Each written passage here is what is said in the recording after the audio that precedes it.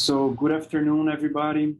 I will start now our class after this crazy week of winter storm with the pandemic that just reached 500,000 deaths, all these issues that we're facing, and this extra 100,000 deaths, that's something that we talked about, we were expecting when we started the semester. When we started the semester, the CDC had said that within a month, we get 100,000 extra deaths, and that's pretty much what happened.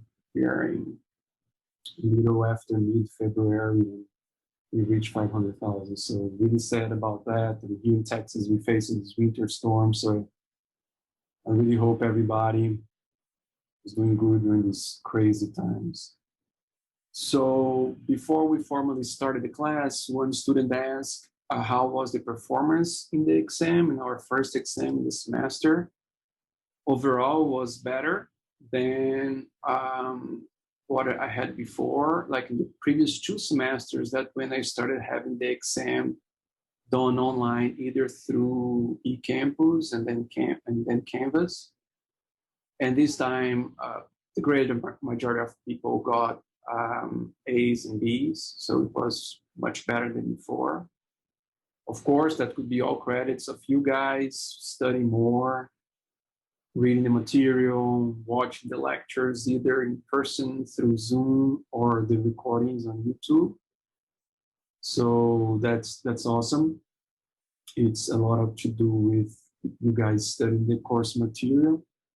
And also one way that I changed from previous semesters is that this semester the exams have 40 questions instead of 50 for the same amount of time, 1 hour and 15 minutes to answer. So you have more time per question to answer now than it was in previous semesters. So that could have helped too. So it's just hard to know. And the student also asked if I will make the correct answers available. Yes, I will make them available right after the class today. I will make the correct answers available on Canvas so you will be able to see them.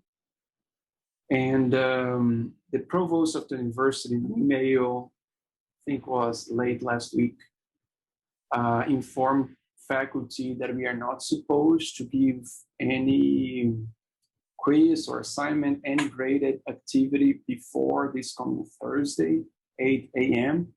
So we will not have a quiz at the end of this class. We will have it just on Thursday after our afternoon class. So we are within all the regulations of the university.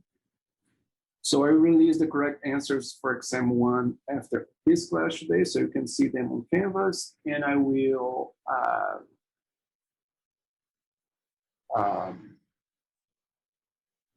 you have the next quiz just this coming Thursday. I will share my screen here. I tested it before and worked fine, but sometimes I'm sharing the screen and then suddenly it gets all gray for other people. So if that happens to you, if you stop seeing my screen, just unmute yourself and let me know. And we have to figure out how to do it, because if it becomes gray or it pauses or something, just let me know, because then I have to restart here sharing the screen. So this is the updated syllabus that was also required by the university, that we should update everything. We will not have to make up the classes that we missed because of the storm. That's the regulation. So we didn't have classes last week, and on February 11th, that's when we had the first exam, which was online. So we last saw each other on February 9th. So today we're going to start with chapter 2, and about theories of demography. This week, I mean, let's hope to go through this chapter this week. Then Tuesday next week, there will be no classes because of Texas Independence Day, as it was predicted. And you see also here that we won't have quiz today. We just have our next quiz number 6, starting at the end of our class on Thursday. And then we go to chapter 3. That's a faster, more straightforward chapter, sources of demographic information. And then we go on, fertility chapter 4, exam 2 on March 16. March 18th is a redefined day for students that attend their Friday class or taking classes on Thursday, so we do not have class. That's according to the university calendar. And then I just rearranged here a little bit the other classes. Chapter 7, mortality. Chapter 8, internal mortality. Chapter 9, international. Chapter 8, internal migration. Chapter 9, international migration. Exam 3. Finish international migration after exam 3. Race, ethnicity, feminine sexuality, contraception, birth control. So everything here is updated. And if you click on the link on Howdy, it will take you to this correct file with this new course schedule. And in the course website as well, our course website, if you go here to syllabus, that's going to be the correct one with the updated calendar here. Okay, so it's all there. And I also updated the dates of the lectures. So today we start on theories of demography. And on about this chapter 2, there are some videos here that might be helpful for you to watch that kind of give an overview of these theories of demography related to how population changes over time in terms of fertility, mortality, and how that's related to population growth. So there is this video here created by the Population Reference Bureau. This other one by the American Museum of Natural History. And this is just a silly song that someone did, did about the demographic transition. We're going to discuss today in more detail what the demographic transition model is. Are we going to discuss in this chapter 2, if not today, next class? And we actually talked about this since the beginning of the semester, and then in this chapter 2, we're going to go deeper into it, right? So I do suggest you guys watching at least these 2 first videos here because they give a good overview about theories of demography. Any questions about changes in the syllabus? And everything is in the course website, so all the correct dates here throughout the end of the semester. Exams 2, exam 3, and final exam, the dates did not change. What I changed was the dates of the lectures, but the dates of the exams did not change. Everything is the same. Okay? So let me just start here the presentation. There are no questions.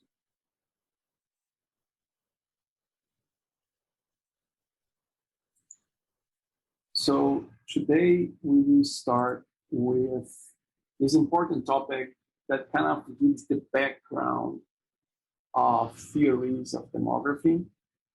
More specifically, I'm going to start here by showing how we humans have been thinking about demographic components for several centuries, for thousands of years. And that's whenever we are talking about how we could try to control fertility or live longer in terms of mortality or moving from one place to the other, and how that affects population growth, population distribution, that's all related to how we think how demography is changing over time, how demographic indicators are changing over time. So I'm going to give you an overview of these doctrines and theories and early writings about population. And then I'm going to go into the demographic transition theory. That's that major set of explanations about why and how mortality declined, and then it was followed by declines in fertility and how that's associated with population growth over time, right? So this is a major demographic theory try to explain how population has been changing over time. So that's the major theory in demography called demographic transition theory. Transition because we pass from a historical time of really high fertility and people dying at really lower ages, so really high mortality, and people having a lot of children, into more recent years, recent decades of lower levels of fertility and mortality. Demographic transition theory tries to explain that. And for each one of the demographic components, fertility, mortality, and migration, we have specific theories. We have specific studies that try to explain why people now are having fewer children. How we passed from a time in which infectious diseases killed much more in the past than now. And now we have more degenerative diseases, cardiovascular diseases killing people. So that's related to changes in mortality, but also changes in health habits change. And the diseases that we have right now are different than in the past. And related to the demographic transition theory, we have what is also called the demographic theory of mortality that we discussed as well on this topic. And then I'm going to talk about theories that explain both internal migration, migration within countries, and migration between countries. So theories related to international migration. And before I talk about both of them, I will just exemplify, give you some, explain some basic concepts, basic terms in migration, right? So that's the whole outline of this chapter 2. This first part here is not in the textbook, so I just want to show you an overview of previous studies that were done and that tried to explain population. But even before that, even before I go into theories related to demography, I just want to go first into this slide here. This is pretty much I'm trying to explain. Just try to get this Zoom toolbar out of my window. Here, these diagrams, they just try to explain what are usually the strategies of scientific studies. So whenever we are trying to understand a problem, answer a question, a research question, a scientific question, and that's not just in social science, that's in all sciences that we have. We usually have two different approaches. We can kind of like, whenever we're trying to answer a question, a research question, we usually follow this one of these two approaches, the deduction or the induction approach. So when we have a question, for example, why are African countries nowadays experiencing declines in mortality and declines in fertility? But the declines in fertility are not so fast, so you have an increase in the population size. And we saw in previous lectures about world trends in demography that African countries are expected to grow from around 1 billion people, now the whole continent, into around 4 billion people by the year 2100. And why do we think that's happening? We can use previous knowledge that we have about other countries. We know that in other countries, mortality declined first, and fertility did not follow that decline right away. It took a while for fertility to decline. So in that process of mortality declining before fertility, you experience this huge population growth. So we know that from developed countries, we know that from other developing countries like in Latin America, Asia, and so on. And that knowledge, based on previous research, based on other contexts, we can use to try to explain what's going on now in Africa. So when we have a previous theory, a previous understanding of a problem, that we can apply it into another context, we are doing this approach. We are using a deduction approach in terms of theory. We use a set of explanations for a specific problem that were already developed before, and based on these explanations, we have preliminary answers to our questions. So why is population growth expected to be so big in Africa, so huge in Africa in these next decades? Oh, that's because their mortality declined, because of health improvements and so on. People live longer, but then fertility is not declining so fast, and then you have this population growth. So I have a previous answer to my question, but I don't know if that's correct or not, so I have to test my hypothesis. And to test my hypothesis, I have to collect data. I have to observe the place that I'm trying to explain. So I have to go to African countries and collect information about mortality rates to see if in these last years mortality has been declining a lot. I have to know if fertility has been declining, but not so fast. So you still have a lot of like natural increase, many more births in related to mortality. So population growth grows a lot. So I'm trying to collect information, collect data. I'm observing that country. And observing, it's not that I have to visit that country and just doing interviews or observing people around. I can collect this information from the Census Bureau of several African countries, for example. And then I analyze that data using a series of different techniques, analyzing the indicators, the rates of mortality and migration. And then I see, are they following the same process that we saw in other countries throughout history? If so, we confirm the theory, we tested the hypothesis, and the hypothesis was correct. So we confirm the theory. But we can also find other contexts that previous sets of preliminary answers to our problems are not observed for that specific country or for that specific year or for that specific continent. In that case, the theory is not confirmed, so we have to think about another set of explanations for that specific context. In this example, the African continent. Let's say that we have another research question that it was not previously explained by other researchers.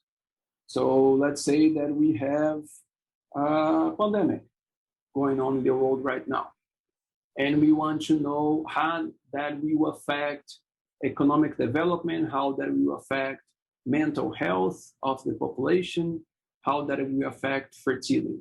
Oh, but we had also other pandemics in the past. But let's say that now it's much stronger than it was before. I don't really know exactly how people are dealing with the pandemic in terms of their mental health.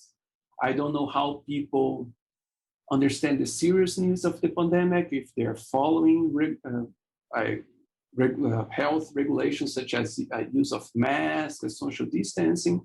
So in that case, what I can do is the opposite. I don't actually know exactly why some people, for example, why some people are wearing masks and doing social distances and also other people are not. Why some people are against and some people are not against it. I don't actually have an answer to that question because it was not studied in depth before. So I start by collecting data. I do an exploratory work using this induction approach.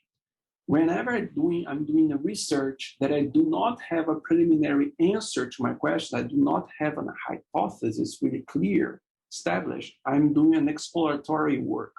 I'm exploring, I'm collecting data, and trying to see what's going on And then I come up with preliminary answers. So I collect data, and then I try to see why some people, in my example, are following these health regulations related to the pandemic and other people are not. So I try to see some patterns, characteristics of people, age, race, ethnicity, political ideology, and so on.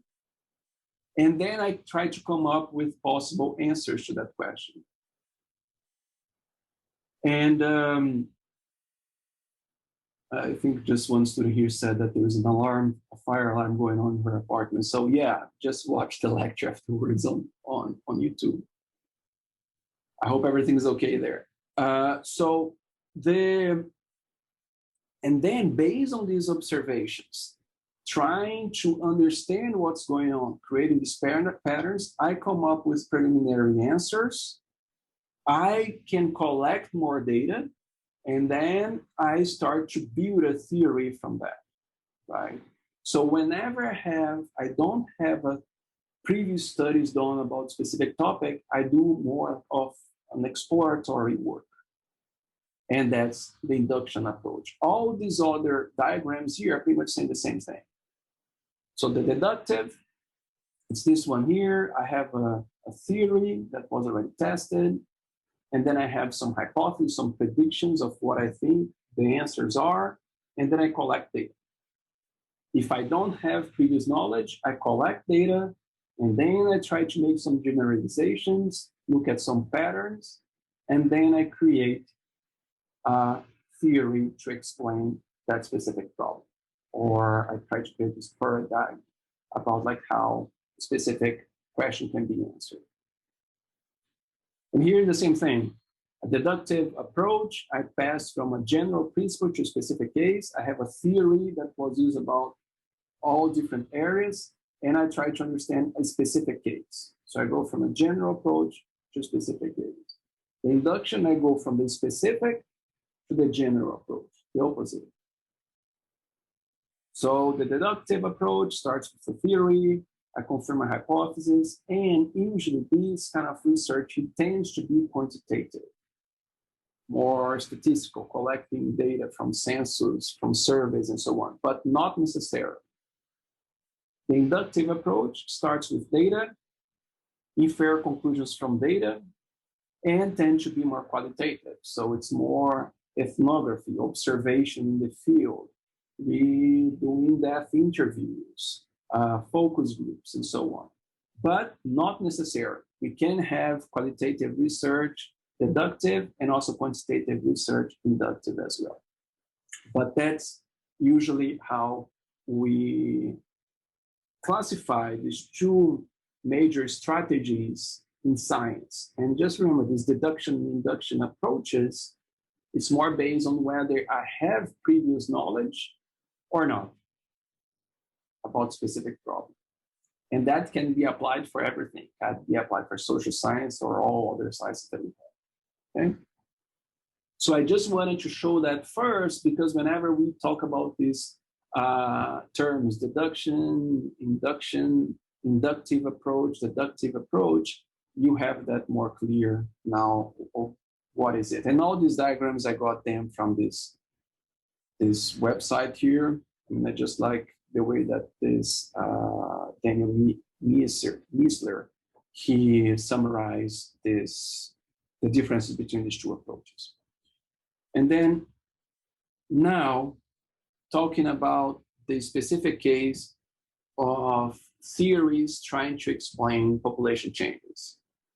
So Ryder, in 1964, he mentioned that population is an aggregate of individuals defined in a space in a specific time.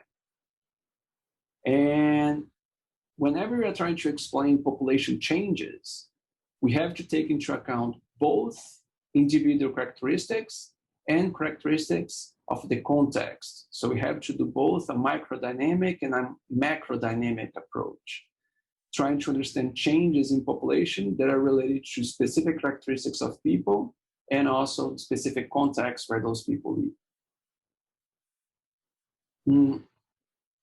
Logic, in the same way, made a distinction between the persistence of the individual and the aggregate.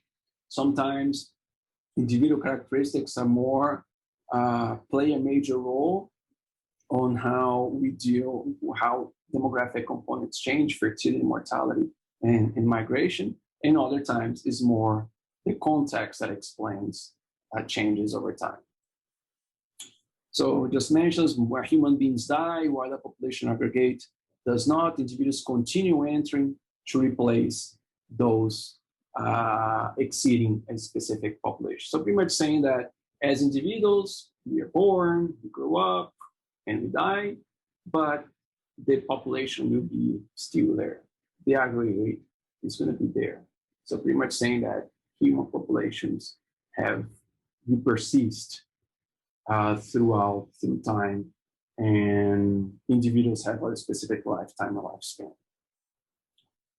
And this part here, it is based on another textbook, that textbook by John Weeks.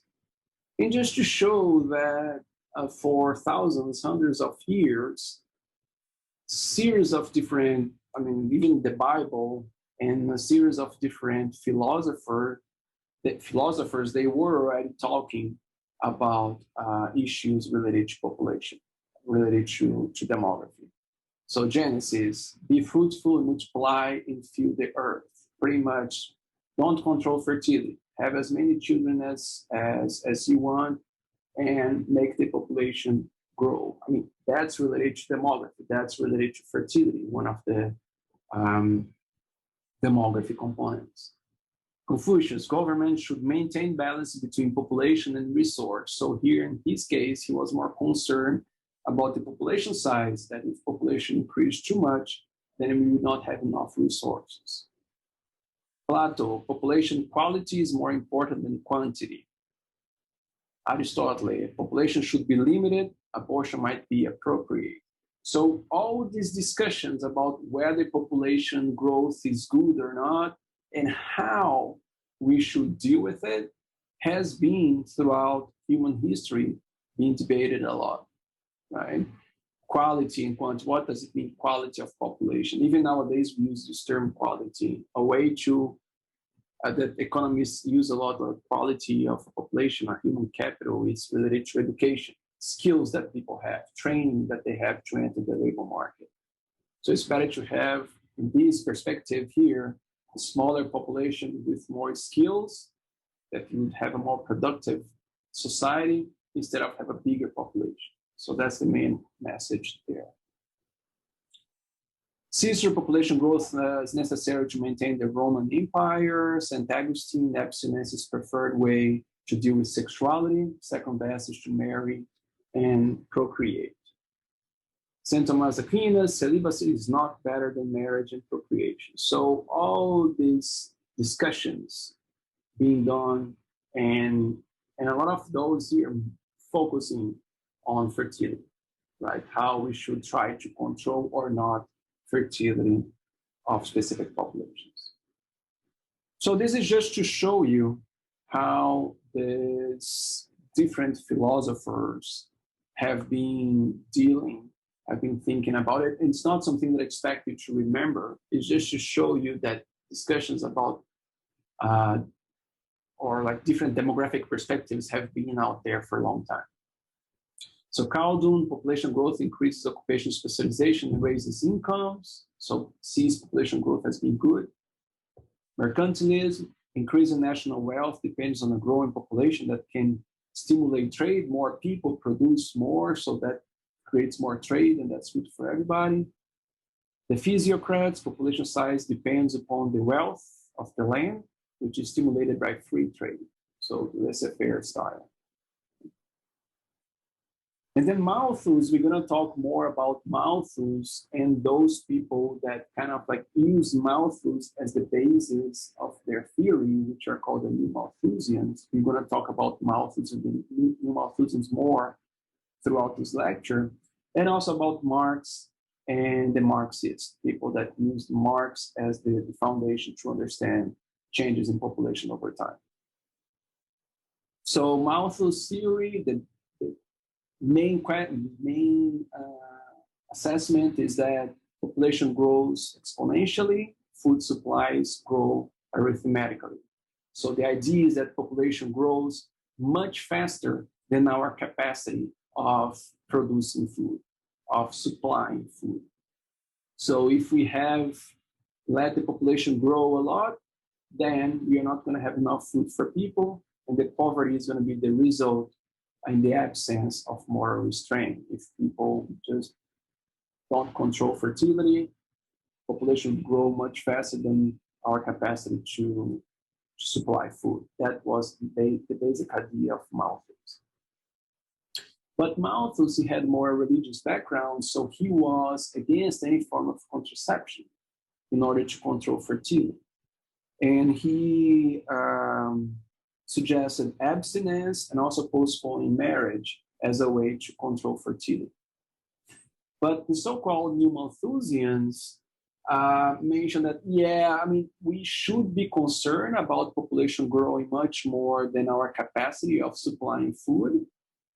And there are some more contemporary modern techniques that we can use in order to control population growth. So in this case, they suggest that contraception, birth control, are measures that are appropriate to control population growth. So in this case here, Malthus sees population increase as a factor that will cause poverty, that will cause this issue in the economy.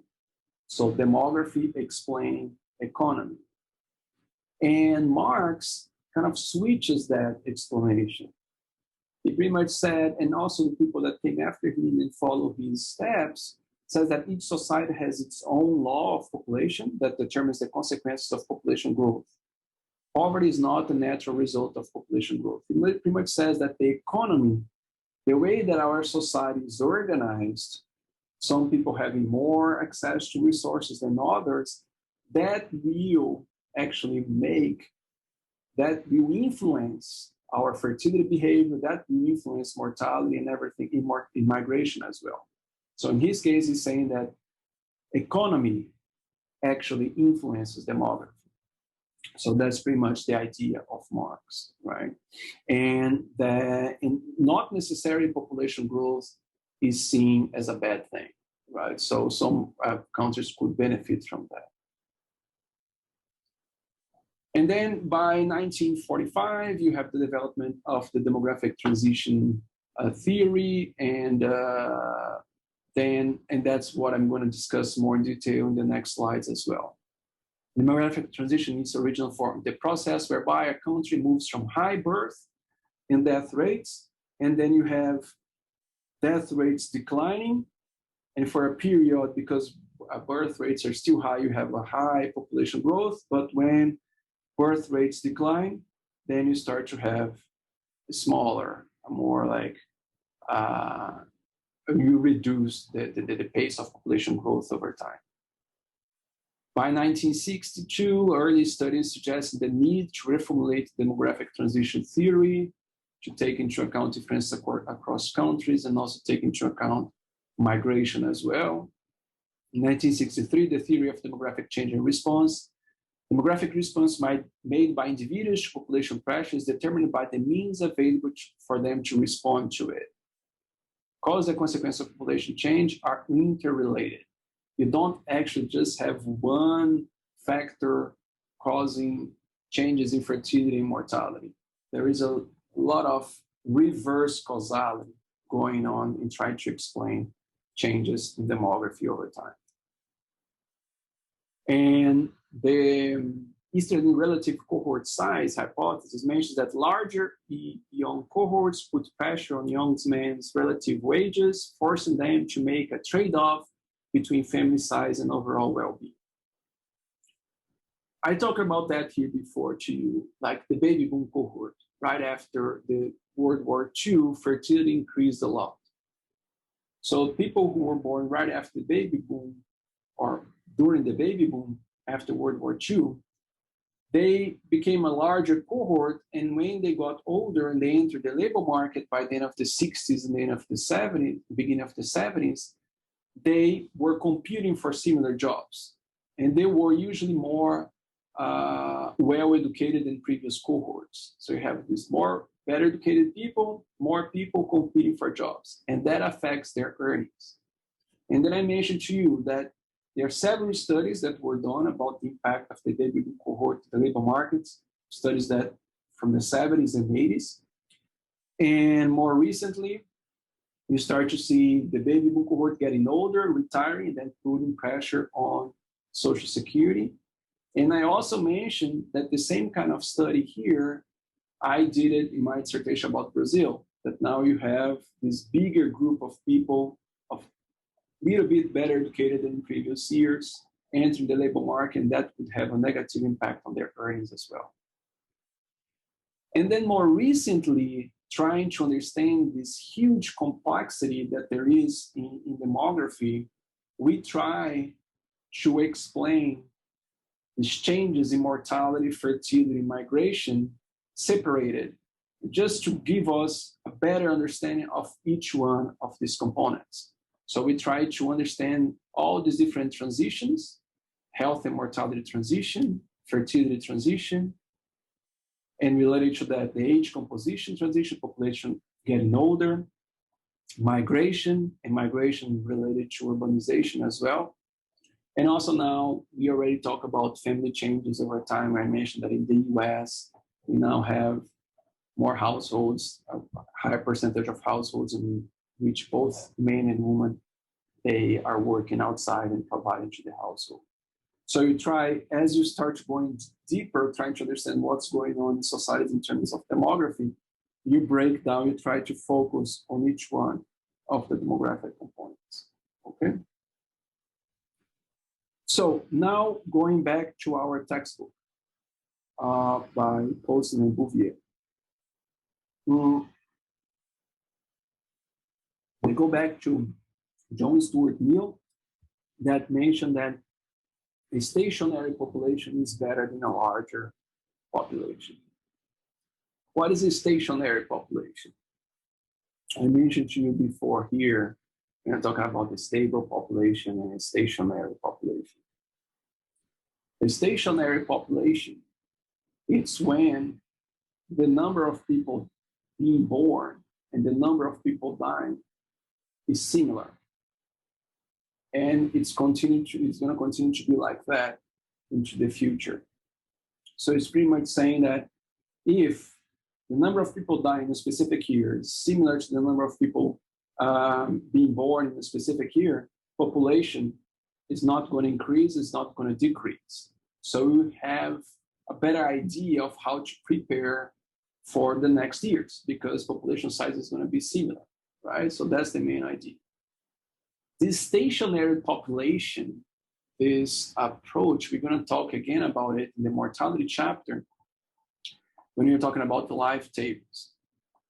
The main idea is that after the demographic transition, mortality declined a lot and fertility declined a lot. Still, there are some oscillations there. With the pandemic, we have higher mortality because of COVID-19. Fertility also bounces back and forth a little bit, but we have really low levels. If we continue to have these really low levels in specific countries, the low levels of fertility and mortality might create exactly that scenario in which the number of people being born and dying is similar throughout time, throughout the next years.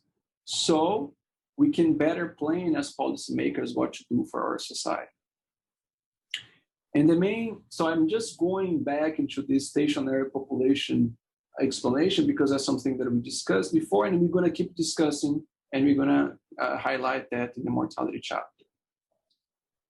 And his point was also that a large society will suffer from the growth rate of wealth not keeping up with the rate of population increase. We would grow too much in terms of population size, and we would not be able to improve wealth for everybody. So that will increase poverty as well. Émile Durkheim, who is a main sociologist, he divides society in two types, the mechanical and the organic. Mechanical societies are those that are small in size and have a simple division of labor and organic societies are large in size, and then we have a more extensive division of labor. Specific people do specific tasks. So just going further on those two, on John Stuart Mill and Durkheim. Mill, the basic thesis was that the standard of living is a major determinant of fertility levels. The ideal state is that in which all members of society are economically comfortable rather than seeking excessive wealth.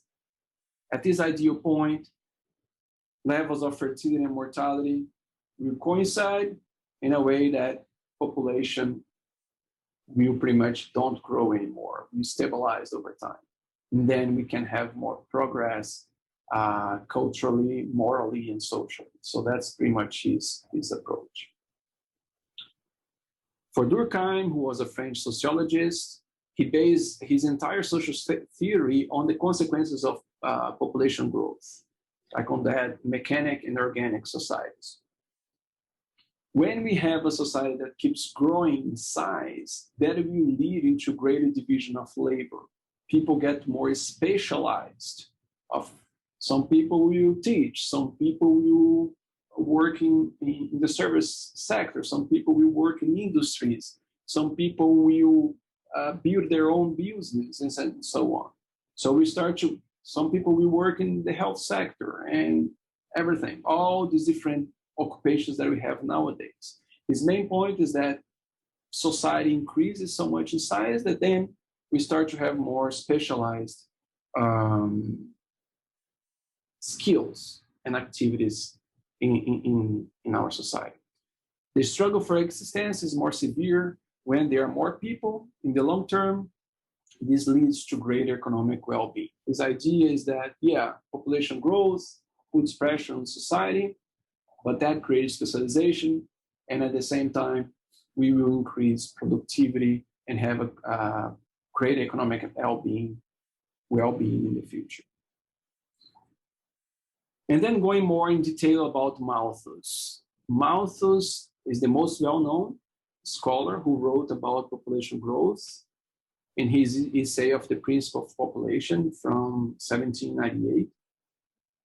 And his main argument that I mentioned before is that material resources such as food, shelter, like housing, can grow only at an arithmetic rate while populations grow at a geometric rate.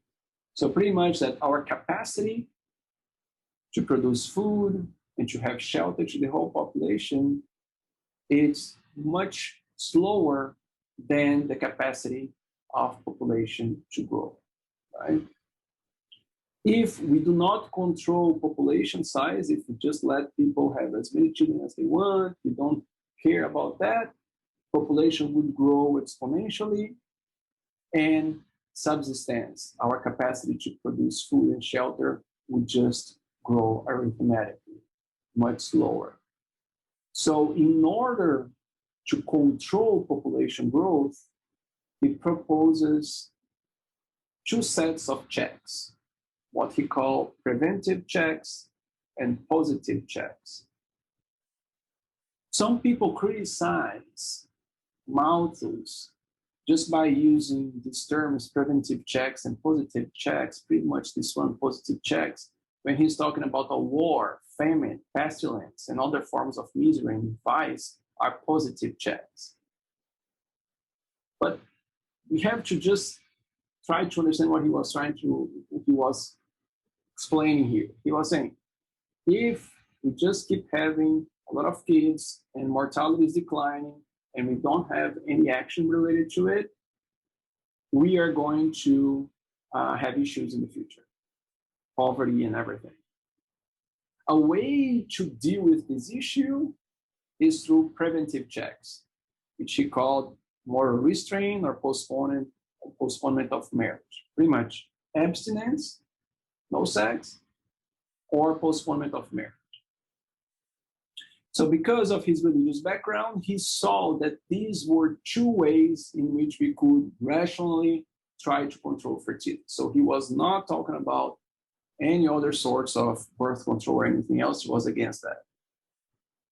And the positive checks would be what happens to our society, how human beings would be controlled in terms of having the population don't grow as much if we didn't do anything about it. If we didn't do anything about it, we would have not enough resources to give food to people, so we would have famine, poverty, more diseases, and we would fight more with each other trying to get resources from each other. So that's pretty much his idea, right? And his approach influenced other researchers in the layers: Charles Darwin, Herbert Spencer, David Ricardo in economics, Keynes as well, and many others. So we should not just throw all this theory away just because he didn't think about other ways to prevent population growth. What I usually try to look at these different explanations in demography is trying to use different theories that complement each other and give a better understanding of the issue, right? I just don't go through one side or the other. I try to understand the complexity of the problem and make as much as possible looking at agreements that these different explanations can have for a specific society in terms of explaining their demographic changes over time. So the Malthusian perspective, those that follow this theoretical background, remember the deductive approach that I said at the beginning of the class, those that follow the Malthus theory, the Malthus approach to explain population changes over time, the Malthus argued that people have a natural urge to reproduce, and the increase in food supply cannot keep up with population growth. The major consequence of population growth is poverty. So demography, population growth, explain economics, poverty. Poverty is the stimulus for action that can lift people out of misery. So poverty would be one of the positive checks that would make people, okay, let's try now to control society and don't have such a big population growth, right? And in this graph here, we kind of like summarize his approach. This is not empirical data, that's more a theoretical explanation of what he was, a graphical explanation of his theory. So population size increases in exponential form much faster than our capacity to produce food. So here he's showing, like, we're showing this graph in terms of acres under cultivation over time and population size over time. In this case here, population is still smaller than our capacity to produce food, so we have food surplus until a specific time that we had food deficit. And if we reach this point here without preventive checks, we would have those positive checks: poverty, famine, wars, and everything, right?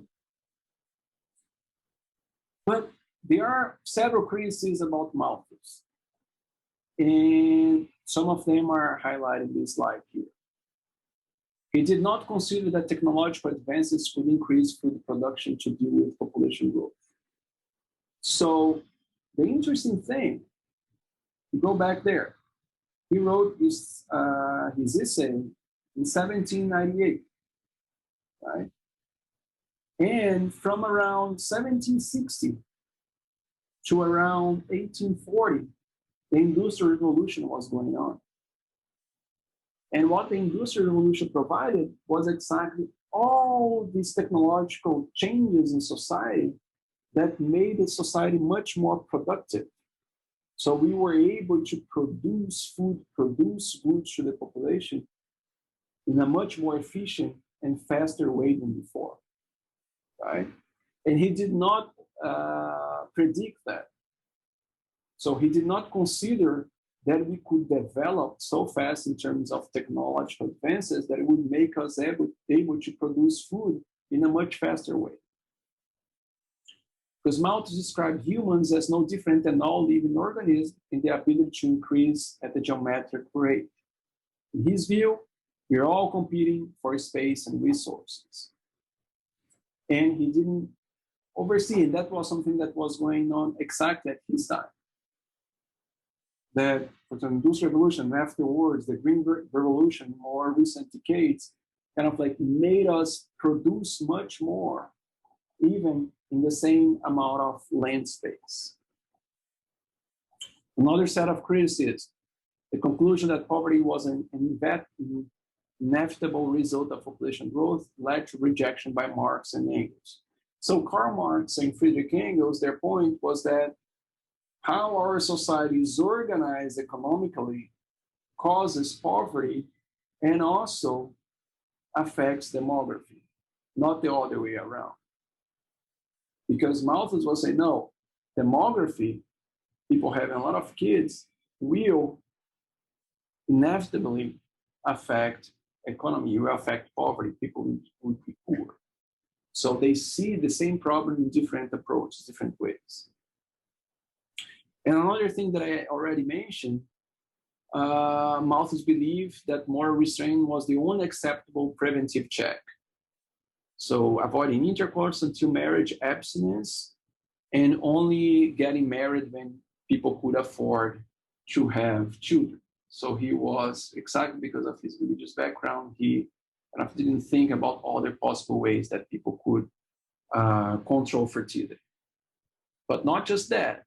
I think this, by not seeing that we were passing through this process of huge improvements in production, huge improvements in technology, made us produce much more food than before, and that he did not oversee, right? Or he did not predict it. Other criticisms. Some argue that he ignored the impact of contraception.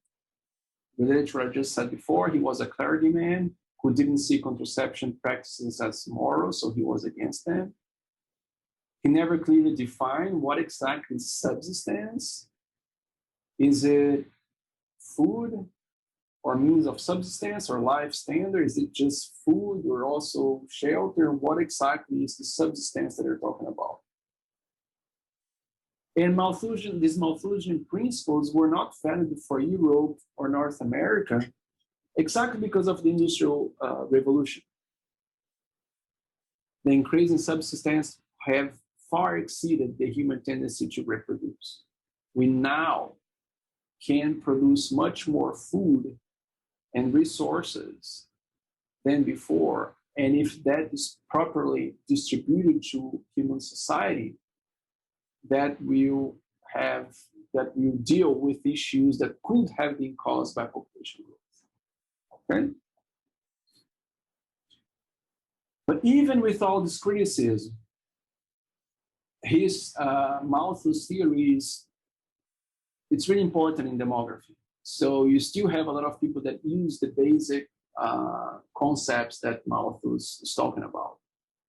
And these people that even nowadays emphasize the negative effects of population growth using this Malthusian approach are usually called Neo-Malthusians. I don't know if they like to be called Neo-Malthusians, but the Neo-Malthusians agree that resources are limited.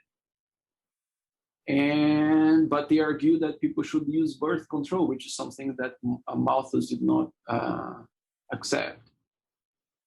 And Paul Ehrlich, he's in the field of biology, and he wrote this book, Population Bomb. He mentions exactly that, and he kind of like says that population growth in human societies is bad, and because we don't have enough resources in the future, and so we should control the increase in human population the same way that he thinks about other species, right?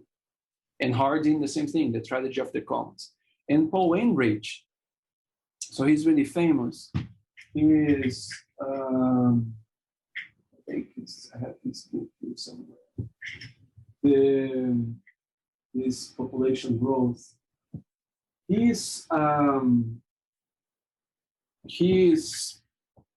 featured on this video here that's in our course website, The Population Bomb. that was created by the New York Times. Like, it's only 13 minutes long, and they interview Paul Enrich.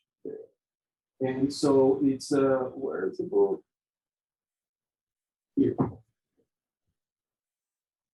So,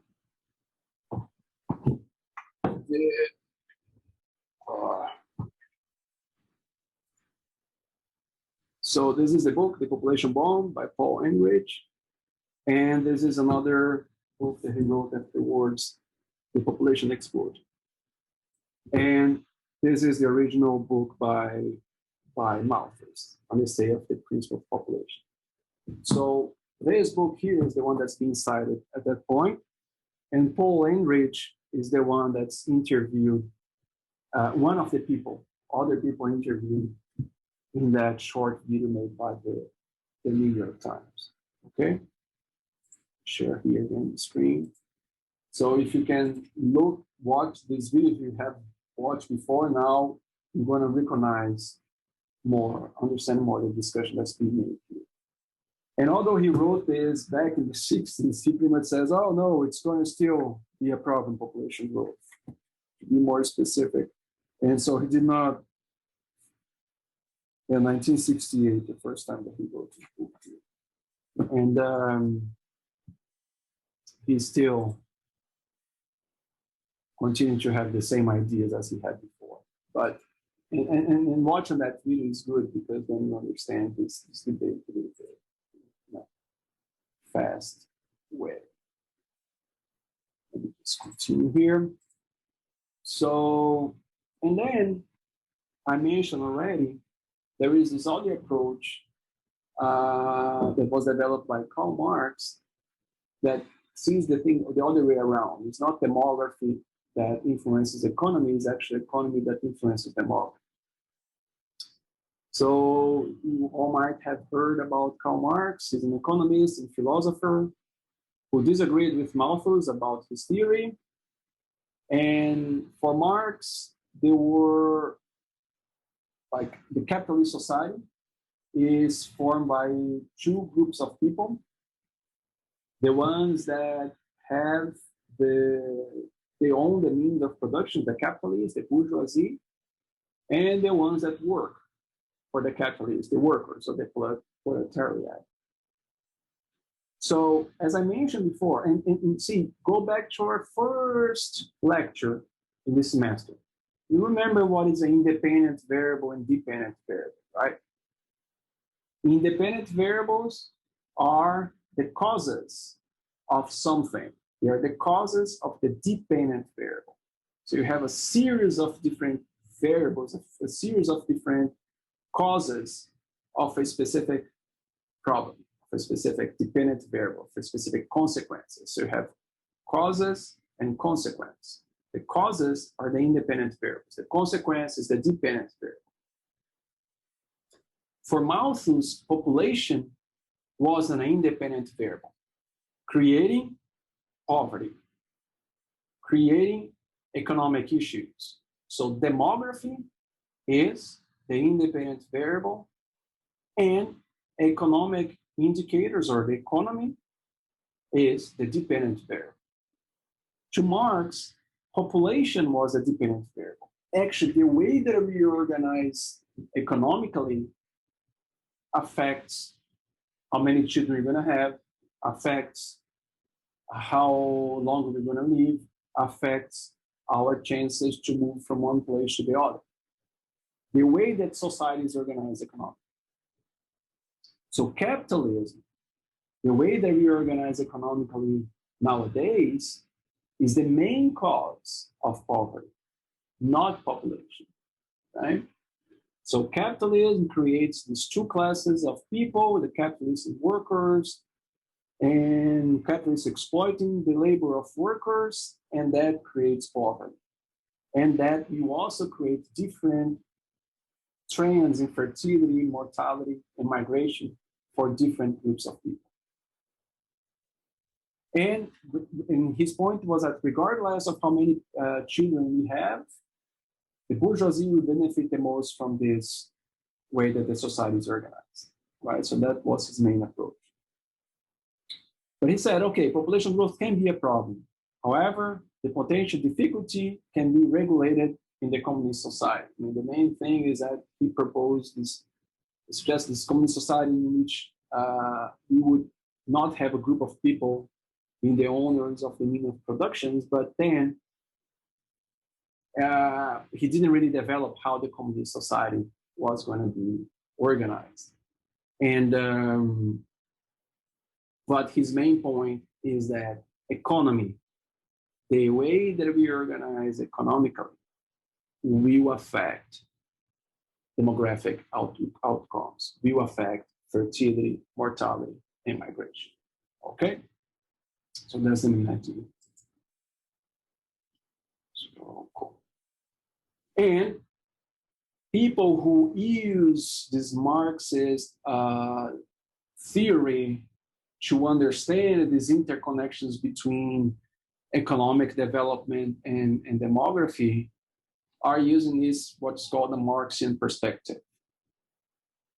And the main idea is that each society at each point in history has its own law of population that determines population growth. For capitalists, the consequences are overpopulation and poverty. And in this approach, for socialists, population growth is readily absorbed by the economy with no side effects. And a major criticism of Marx is that he provided no guidance for how to get into a socialist model, right? I mean, always when I talk here about this topic, I just like to make a parenthesis that in the US, nowadays the word socialist is not seen so negatively as it was in the past.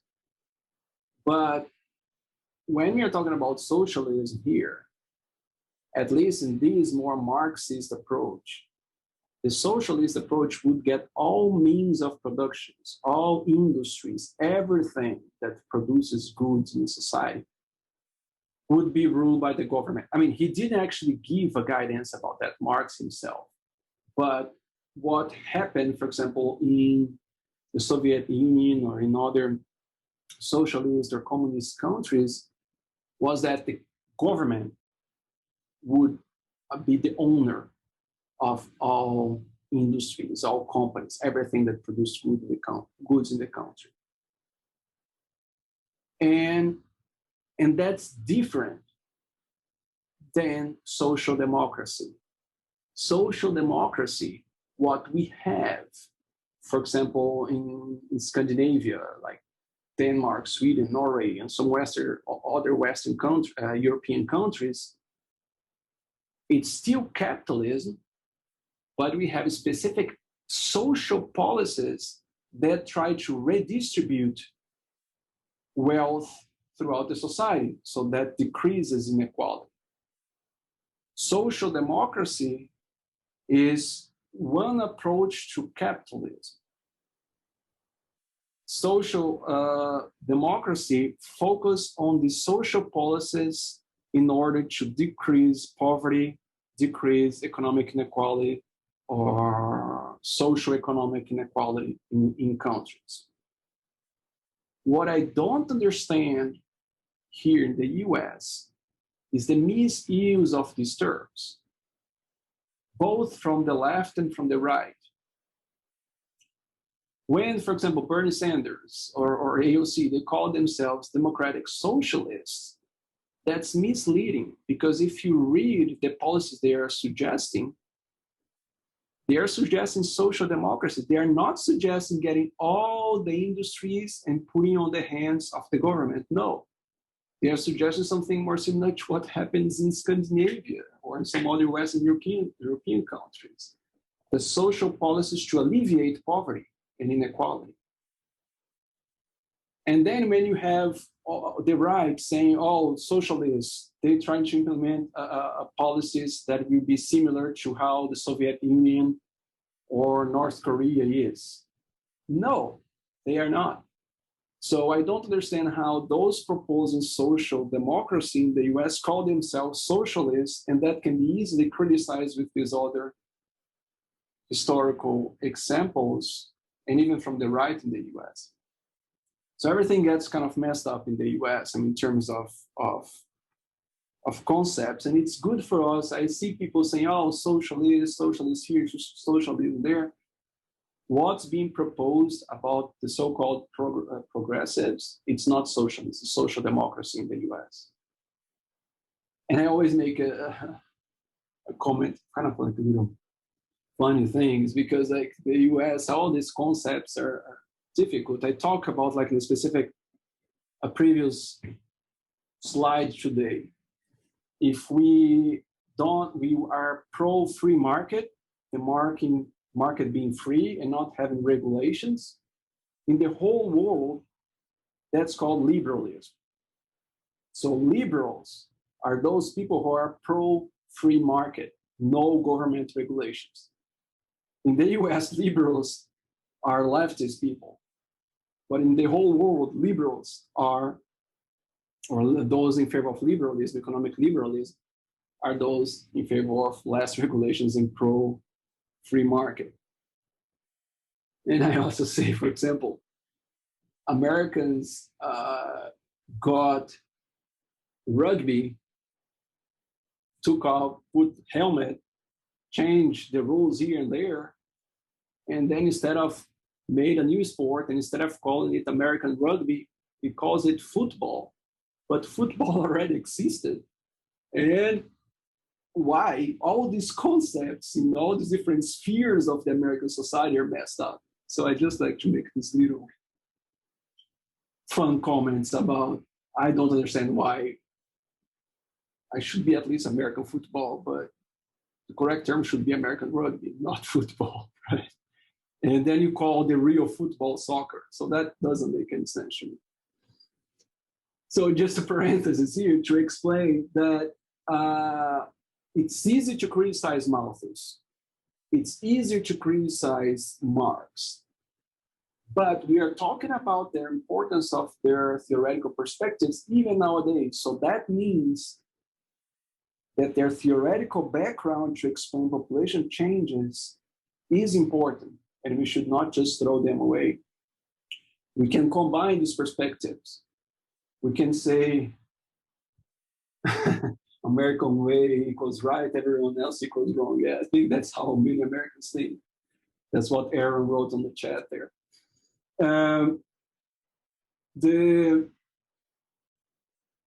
In some cases, economy might influence us more demography in a Marxist perspective. In other cases, demography might affect economy. Right? So exactly because there is reverse causality between demography and between economy, right? So that's what we have to think about, that the problem is much more complex. There is reverse causality on whatever we are trying to explain, and we have to be careful of adopting one specific set of theories instead of others. Cool. And now focusing more on the demographic transition theory. The demographic transition theory is the most prominent explanation for population growth. We already talked about it earlier this semester. It's also known as the classic demographic transition or first demographic transition. And it's discussed in those videos that are on the course website. It was developed by Thompson, Nordestein, and extended by Davies. And the main idea is what we were talking before.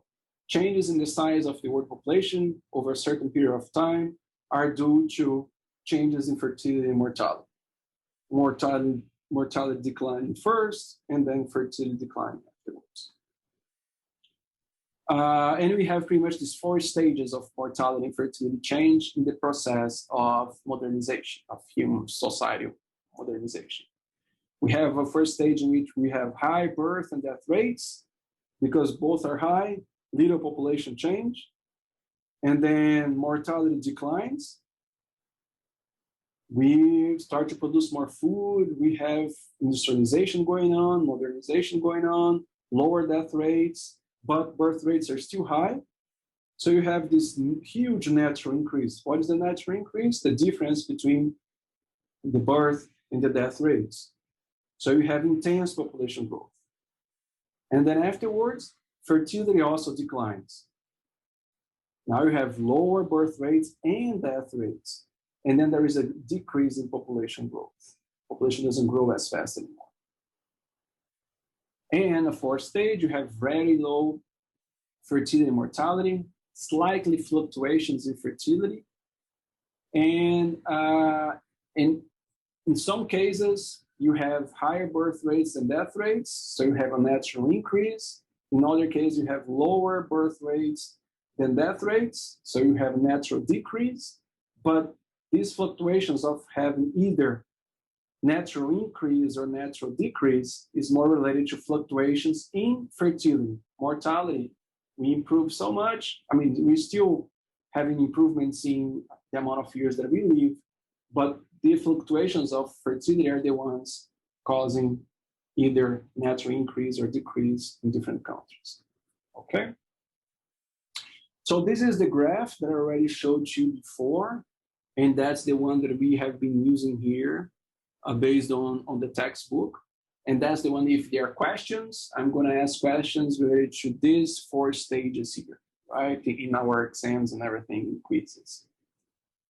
Stage 1 is called also pre-transition, pre-industrialization, really high birth and death rates. On stage 2, you have this transition period, exact modernization, industrialization, mortality declines a lot, and then you have a huge population growth. And then afterwards, fertility starts to decline on stage 3, and then natural increase diminishes, and you reach stage 4 with an incipient decline, in some cases population increasing or declining in specific countries. That's more the case of more developed countries or Japan and some also Western European countries. As I showed you before, I like to show this graph here as well. This graph kind of divides stage 3 here in stages 3 and 4. But what I like about this graph is that it also has the trend of population size over time. On stage 1, with high levels of birth and death rates, you have low population growth because a lot of people are being born, but also the rate is high. A lot of people being born by the size of the population, but also a lot of dying. And then when death rates decline, population increases a lot, and then you start to stabilize as fertility declines.